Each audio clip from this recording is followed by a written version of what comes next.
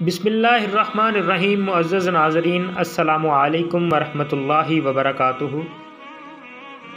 حضرت عبداللہ بن عباس رضی اللہ تعالی عنہ سے روایت ہے کہ رسول اللہ صلی اللہ علیہ وآلہ وسلم نے ارشاد فرمایا کہ اللہ تعالیٰ کی بارگاہ میں دوسرے ایام کا کوئی عمل عشرہ ذی الحج یعنی کہ یکم ذی الحج سے 10 ذی الحج تک کے دوران نیک عمل سے بڑھ کر پسندیدہ نہیں۔ صحابہ کرام رضی اللہ تعالی عنہ نے عرض کیا، یا رسول اللہ، کیا یہ جہاد فی سبیل اللہ سے بھی بڑھ کر ہے؟ آپ صلی اللہ علیہ وآلہ وسلم نے فرمایا، جہاد فی سبیل اللہ سے بھی بڑھ کر ہے۔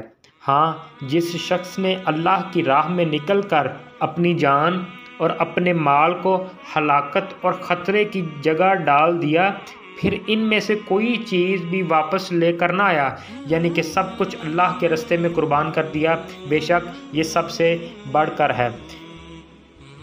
یوم عرفہ کا روزہ، رسول اللہ صلی اللہ علیہ وآلہ وسلم نے فرمایا، یوم عرفہ یعنی 9 ذی الحج کا روزہ 1 سال گزشتہ اور 1 سال آئندہ کے گناہوں کا کفارہ ہے۔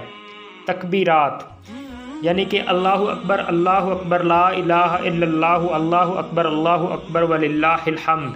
یوم عرفہ یعنی 9ویں ذی الحج کی فجر سے 13ویں ذی الحج کی عصر تک ہر فرض نماز کے بعد پڑھنا مفتی بقول کے مطابق واجب ہے۔ بعض لوگ 3 دفعہ پڑھنے کو ضروری سمجھتے ہیں، جو غلط ہے۔